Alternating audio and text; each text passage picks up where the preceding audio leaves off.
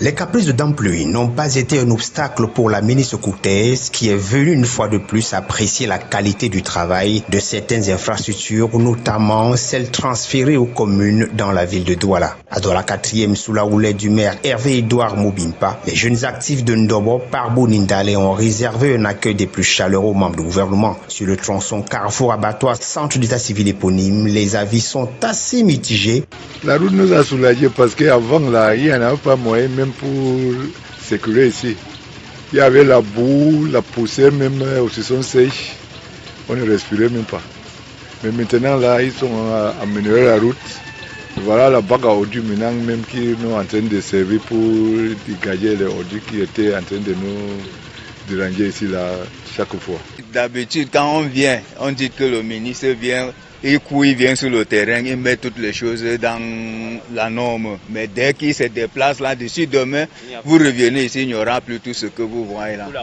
Bon, pour la route, on est un peu satisfait parce que malgré que ça ne va pas jusqu'au bout, mais le peu qu'ils ont fait, on est un peu satisfait. Mais pour les autres, c'est zéro. D'ici demain, vous allez retrouver que la poubelle là va envahir toute la route et il n'y a personne pour enlever. Opération de charme ou volonté réelle de soulager les souffrances des populations, les faits sont implacables avec la mise en œuvre de la volonté présidentielle de faire de Douala une ville attractive, bien que des pesanteurs y soient. Les projets ont démarré un peu tard compte tenu des difficultés avec la SEDEC, les difficultés de mise en œuvre du fait des contraintes financières connues d'ailleurs, c'est pas propre au Cameroun. Nous avons demandé aux maires et aux entreprises de s'organiser pour qu'il y ait des voies de contournement, qu'il y ait des moyens d'adresser ces nids de poules, même par temps de pluie, sans gêner la circulation. Douala, ville en chantier pour un meilleur vivre, d'où l'invite aux populations à la tolérance et au bon sens. Si tant est que la circulation sera un peu gênée, comme j'ai pu voir dans les sites où il y a des travaux, où ça crée un embouteillage énorme, nous appelons la population à la patience, à l'accompagnement et la compréhension. Il vaut mieux faire un grand détour et laisser la possibilité aux entreprises de travailler en toute quiétude que d'essayer de forcer à passer rapidement parce que la voie est plus courte. Sur les 83 milliards de francs CFA financés par la Banque mondiale, 81 sont déjà entamés et les travaux réceptionnés dans le cadre de projets structurants et de proximité. Les autres 2 milliards de francs CFA seront basculés dans le projet de ville et gestion foncière d'un montant de 200 milliards de francs CFA qui n'attendent que le décret d'application. Que l'important programme voulu...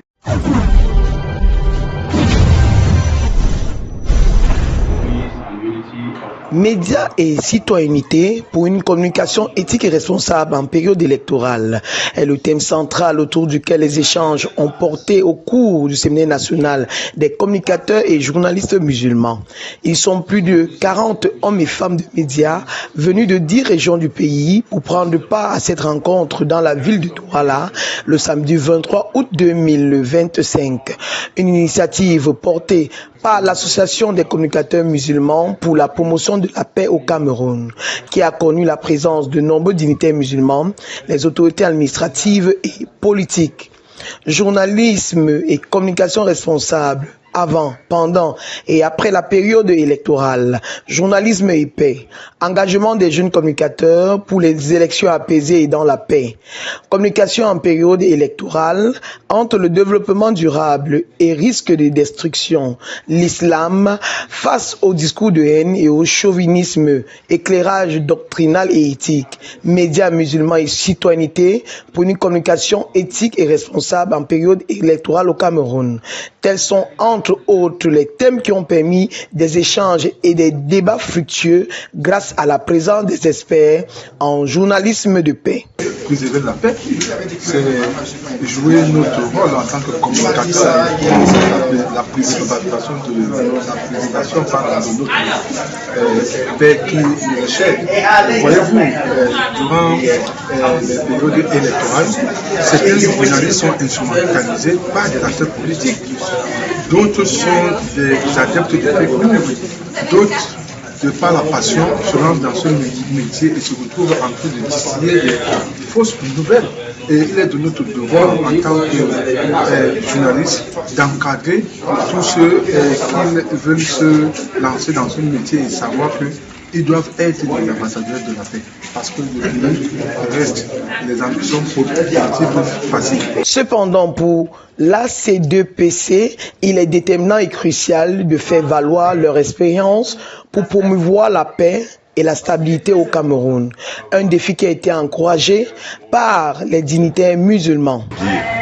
Dieu, le frère Miséricorde, c'est lui le maître suprême de toutes choses, celui qui a fait toutes choses, c'est lui Dieu.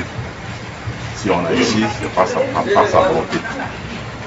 Bon, je ne peux que saluer et louer cette très belle initiative de nos enfants, des plus jeunes que nous, qui ont apporté beaucoup de choses dans l'évolution de la communauté musulmane, en particulier du Cameroun en général, parce qu'elle rentre dans le cadre de l'évolution de ce pays, cette action.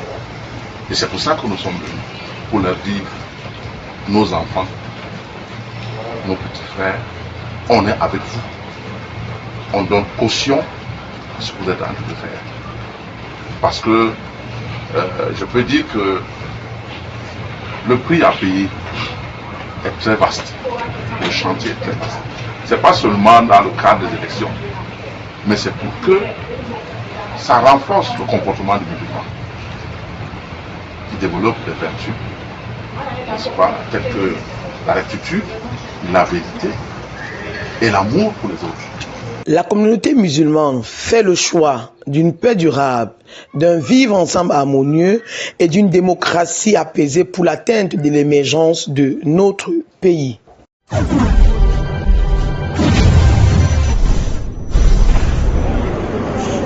C'est un décor féerique sur les étals des librairies et autres lieux de vente de manuels scolaires et de fournitures. Un coup de séduction qui a tout pour plaire, bien que le client, voire les parents, se font rares ou presque. Chez Petit Manou au Carrefour Ndokoti, l'ambiance n'est pas encore au rendez-vous. La rentrée scolaire n'est pas encore à son comble. Les parents retardent encore, peut-être parce que il n'y a pas d'argent, ou alors parce que la rentrée scolaire est prolongée au 8 par rapport à l'année passée qui était le 3. La rentrée c'est jusqu'au 8. Qu'à présent, nous attendons tous les parents. L'affluence n'est pas encore au comble. C'est d'ailleurs le même constat qui se dresse chez les libraires de fortune où le balai incessant d'aller et venir des usagers ne rassure toujours pas. L'on reste néanmoins optimiste. À 2 semaines de la rentrée scolaire, on peut manifestement dire que les parents ne se signalent pas encore. C'est encore timide, mais ils viennent tant bien que mal. Nous recevons déjà 1, 2, 3 clients. Mais l'affluence n'est pas encore à son bon fixe. Dans les deux cas, si l'on est sûr de quelque chose, c'est de la disponibilité de manuels scolaires qui n'ont pas subi de changement. Il y a les livres pour la maternelle jusqu'à second cycle. Francophone comme anglophone, il y en a. Le manuel reste inchangé. Il y a encore pour 3 ans, ça reste inchangé. Pour l'année académique 2025-2026, la liste des manuels scolaires n'a pas connu modification. Les livres sont restés les mêmes de la civile jusqu'en terminale.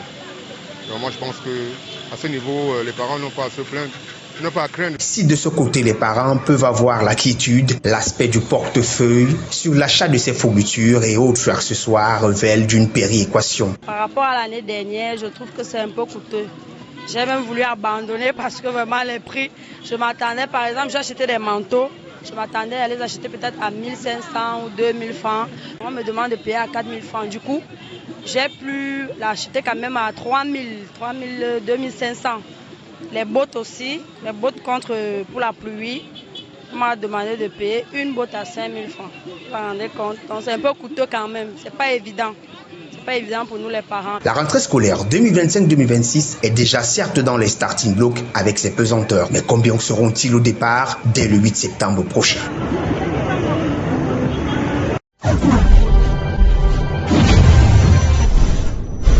L'actualité du jour en ce 27 août 2025. En quelques lignes. République démocratique du Congo, l'inspection générale des forces armées convoque plusieurs officiers supérieurs suite à une défaite face au M23 dans l'est du pays. Cette procédure concerne tous les officiers ayant assumé des responsabilités depuis la chute de la cité frontalière de Bungana, passée sous le contrôle des rebelles en juin 2022. Ils sont 41 à être concernés par ces interrogations. Parmi eux, 35 généraux et 6 colonels. Les responsabilités de chacun d'entre eux devront être déterminées.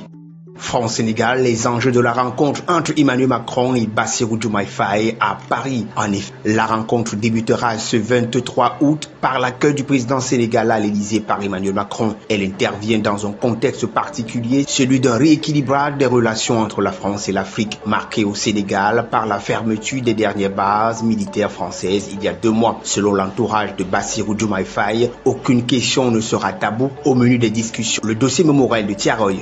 À Dakar, on réclame depuis longtemps que la France livre l'intégralité de ses archives militaires et judiciaires sur le massacre d'Exemble 1944. Le Sénégal demande aujourd'hui la déclassification totale des documents encore classés et la reconnaissance du véritable nombre de victimes.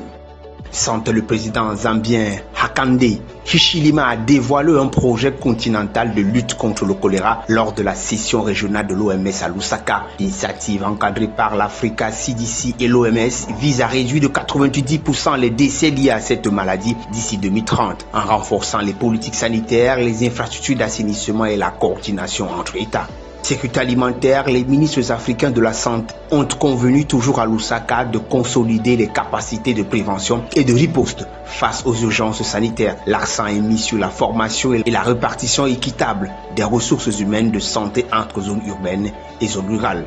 Économie et commerce, l'Afrique devient une terre de prédilection pour les exportations chinoises, conséquence directe des tensions commerciales entre Washington et Pékin. Cette réorientation illustre l'émergence de l'Afrique comme acteur stratégique du commerce mondial. Et puis eau potable, un récent rapport marque que 1 personne sur 4 dans le monde n'a toujours pas accès à une eau potable sûre. Un défi majeur de santé publique qui persiste malgré les progrès réalisés. Et puis espace, l'astéroïde de 2025 PM2 frôle actuellement la Terre à une vitesse impressionnante de 66 000 km/h à une distance de 3,7 millions de kilomètres. Bien qu'il ne représente aucun danger, cet événement offre une opportunité cruciale pour renforcer la recherche en défense planétaire. C'était tout pour ce round-up de l'actualité du jour.